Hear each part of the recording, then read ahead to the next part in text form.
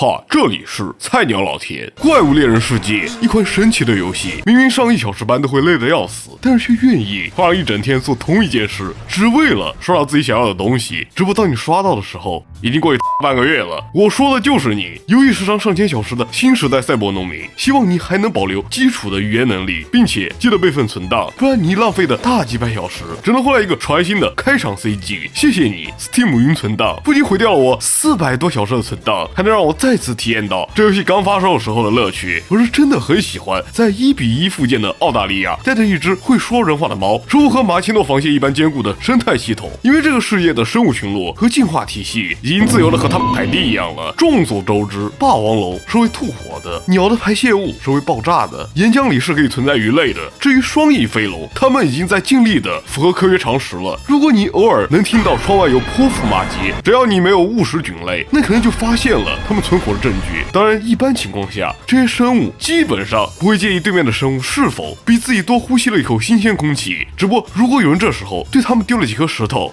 他们也不会介意把对面的屎给揍出来。大自然是真的很残酷，所以为了维护大自然的和谐，你要带着你的武器和你的矛，把它们挨个狩猎掉。这就是一个非常经验主义的事情，打断他们的腿，切了他们的尾巴，把他们打至倒地，用你的武器折磨他们的同时，无视他们绝望的惨叫。最后你会面对一个十分经典的选择，是把他们杀了，换取金币绩效边角料，还是把他们活捉，再去地下场所杀了他们，换取2倍的金币绩效，更多的边角料。因为这里的人真的爱死了这样娱乐活动，他们很乐意当你的付费观众。但是这些奖励也都不是白给的，你需要用这些素材和钱给自己升级武器，做点衣服。你最好这样做，因为这些衣服会附带提升你的技能，比如吃东西速度更快，或者让你会有听力障碍，从而规避这群巨型生物的嘴炮攻击。所以我那么大一条龙呢，明明体积已经能顶几个猎人了，但是大多数时间留下的边角料甚至不够做一件衣服。Stop， 请停止这种抱怨。卡普空并不会为了让你重复打一只怪物一遍又一遍，刻意增加你的游戏时间，一切只是为了让你能够熟悉这个等级分明的社会。这是据点的司令，而你的顶头上司是他的孙子。这是你的接待员艾孔暴龙波，这是你的大团长黄毛金狮子猩猩。他们绝对不是伪装成人类的怪物幼崽，也不会密谋通过消耗食物来让你们这群人类无力抵抗来自大自然的攻击。这和另一部日本动漫实在过于相似，会吃官司的。只不过你的同事们，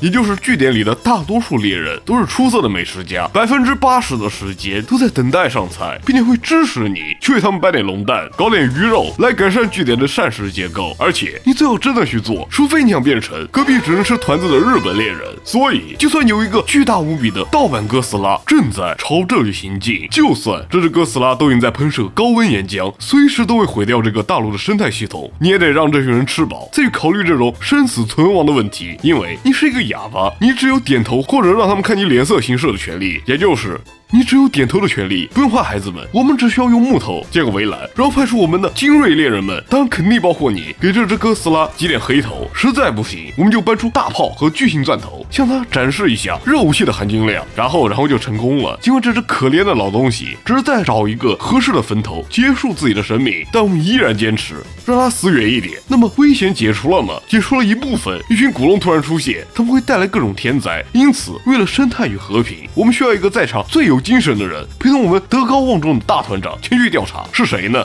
你好，然后你就得把可爱刺猬、着火猫咪、发明年货、飞天剑人讨伐一遍。但其实他们都只是单纯来看热闹，顺便吃点东西。而这群负责调查的人一直遵循着只要能找到工具人用排除法解决，坚决不愿意好好调查的原则。所以很不幸，这些嫌疑龙都是无辜的，但他们至少现在情绪很稳定。而真正的幕后黑手是一只刚出生的巨型小 baby。我们的大团长扛着伤员直接溜了，所以你最好独自解决眼前的麻烦，这样大家就能一起包饺子了。不过真的解决了吗？怪物猎人世界冰原，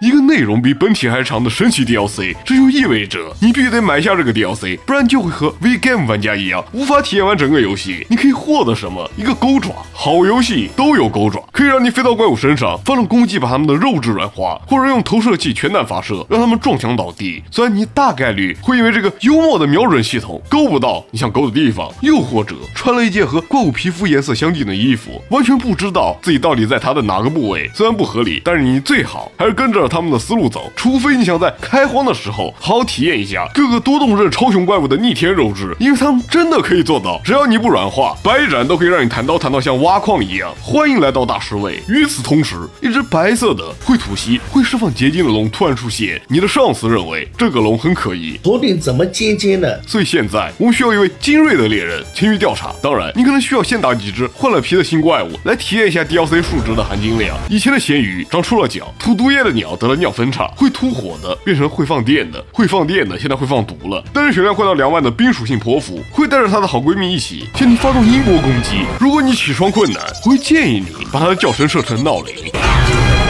你还会遇到高进化前奏怪物，他们和固拉多一样，靠着自己惊人的意志游了过来，只为了给你上点强度。你也将体验到大团长出色的人格魅力。现在在我们头上盘旋着一个会拉炸弹便便的轰炸机，而你真的有必要走得那么潇洒吗？还是说你认为我长着一副会赢的样子？之后咸鱼龙袭击了据点，一群年轻人正在派兵部署。头顶怎么尖尖的？让一位正值壮年的60岁太刀侠独自抵挡，等他抵挡不住了，就该你一个人去击退咸鱼龙，并且亲自尾随到他的老窝，彻底让他的情绪稳定。那么问题解决了吗？如解，就和本体一样，通过精细又严苛的调查，我们决定增加咸鱼龙的数量，所以我们需要一位精锐的猎人，通过排除法把所有咸鱼龙都打一遍，来确定最后的真凶。所以大号发兵年货、漏电消防栓和堂堂复活的可爱刺猬再次成为了我们的讨伐目标。最后发现真凶，一个唱歌扰民的谢社恐，我们的精锐猎人需要独自讨伐他，并且看着这群让你独自面对真凶的前辈们，争取在最后的镜头里露脸。你手里什么东西都没拿，还吼那么大声，你到底打算干什么呀，大团长？幸好被我们讨伐掉的可爱刺猬再次堂堂复活，一口掐断了社恐的麦克风。最后大家又在一起包了顿饺子。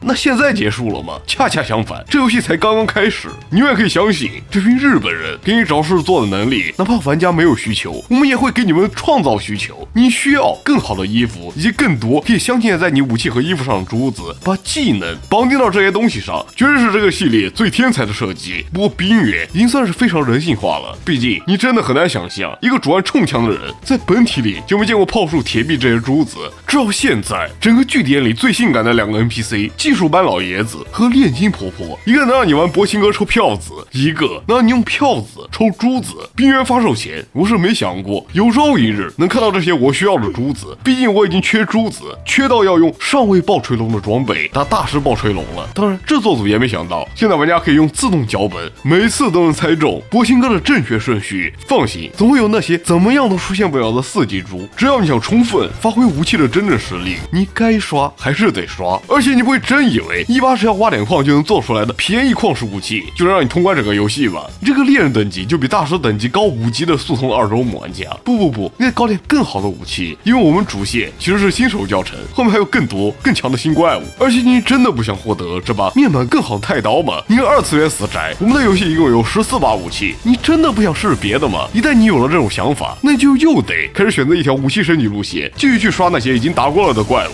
为了让你刷的方便一点，所以我们好心的给你安排了调查任务，这样你就能在怪物尸体被这群饭桶拉回去烹饪之前，多拿一点你自己的劳动成果。不过这种任务还有次数限制，但是不要紧，你刷的越多，就会刷新越多的调查任务。等你刷到了你想要的东西，做了你需要的武器，恭喜你已经晋升到了开启新任务的等级。你的上司会亲自招呼你去打解锁的新怪物，并且整个据点好像就你一个人真的在做事。好处就是你终于能解锁后面这些还是问号的 R12 武器，只不过其实这些 R12 武器也是你的过渡武器，你得先拿到这些过渡武器，才能拿到下一把更好的过渡武器。如果你觉得等级升得太慢，没关系，我们会为你提供专门的场地，位置就在盗版哥斯拉的坟头上。他成功的在某地寿终正寝，只不过他的尸体现在变成了一个封合了所有地形的新区域——巨魔之地。这里会一直刷新更多你见过的或者没见过的怪物，并且他们会时不时会面，对着彼此疯狂嘶吼，打乱你的节奏。但是你依旧需要继续刷下去，哪怕代价是需要对着乱舞的畜生们射击发大便，因为你真的会很需要吸血、攻击这些克制强化，不然你就老老实实收刀吃药去吧。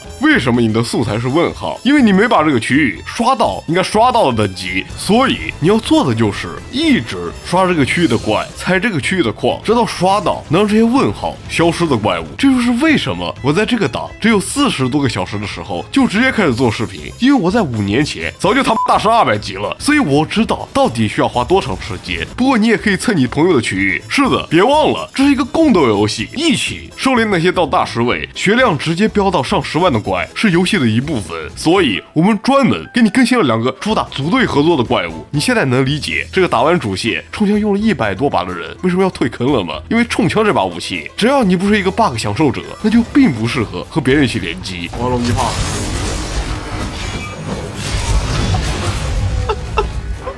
当然，现在离这款游戏最后更新都快过去5年了，你也可以直接对这些强制联机任务比个中指，直接冲到最后一个怪物黑龙面前，练到你能够单杀他，就能直接做出最超模的衣服以及最超模的武器。恭喜你，只要你不惦记去收集那些环境生物的话，那你终于在某种意义上成功的通关了这款游戏。现在你只要等1个多月。就又有新东西刷了。再次感谢伟大的 Steam 云存档，能让我再次从头打一遍这个游戏，为之后的荒野做好了充分的准备。因为至少冲枪终于加强了，应该不会遇到后摇比命长的情况了。虽然我400多小时的时间瞬间蒸发了，但是我依然愿意给这款游戏10个完美武器作为最终评分。希望你们能在2月底玩得开心，至少我们冲枪玩家会很开心。那么这期视频就到这里，我该回去过年了，先歇半个月，所以更多内容可能在未来还在制作中。如果喜欢的话，记得点个订阅，提前祝大家春节快乐，让我们下次再见。